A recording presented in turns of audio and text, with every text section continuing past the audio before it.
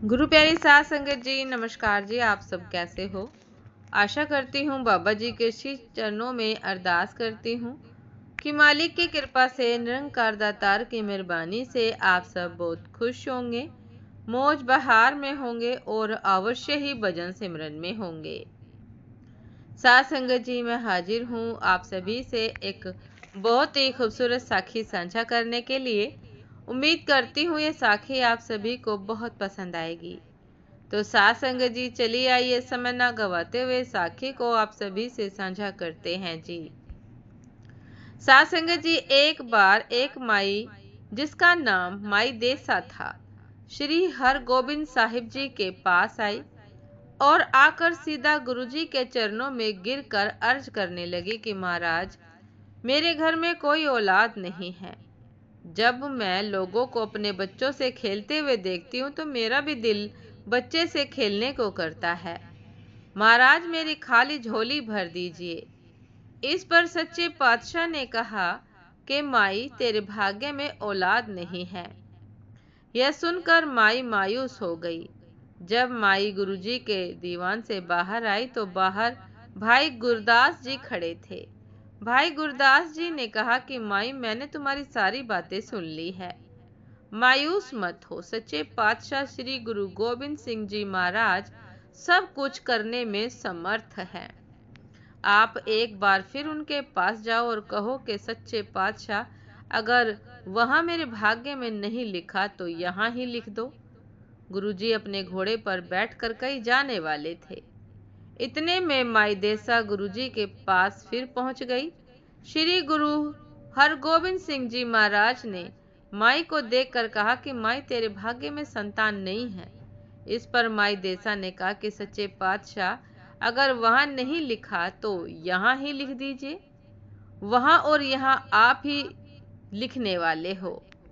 सच्चे पातशाह को उस माई के जवाब में भोलापन और सच्चाई नजर आई और गुरु गोबिंद सिंह जी महाराज ने हंसकर कहा कि माई, तेरे हिवड़े में भी बच्चा खेलेगा। माई ने उसी समय कलम और दवात गुरुजी के आगे कर दी और कहा कि सच्चे पातशाह, मुझे आपके वचनों पर पूरा भरोसा है, पर मेरी तसल्ली के लिए मेरे हाथ पर लिख दीजिए। साध संगत जी, गुरुजी ने कलम हाथ में पकड़कर कहा, ला माई, तेरे हाथ पर एक लिख देते हैं। जैसे ही गुरुजी माई के हाथ पर एक लिखने लगे, पीछे खड़े घोड़े ने अपनी गर्दन हिला दी। घोड़े के हिलने से गुरुजी का हाथ भी हिल गया। जहां एक लिखना था वहां 7 लिख गया। सच्चे पातशाह ने माई से हंसकर कहा, लो माई, एक लेने आई थी और 7 लेकर जा रही हो। इस तरह गुरुजी ने माई का भाग्य ही बदल दिया और माई खुशी खुशी घर को चली गई। साध संगत जी, परमात्मा का कानून सब जीवों के लिए एक है, मगर शब्द गुरु सब कुछ करने में समर्थ होते हैं। वो अपने हिस्से से बहुत कुछ जीवों को दे देते हैं। पलटू लिखा नसीब का, संत देते हैं फेर।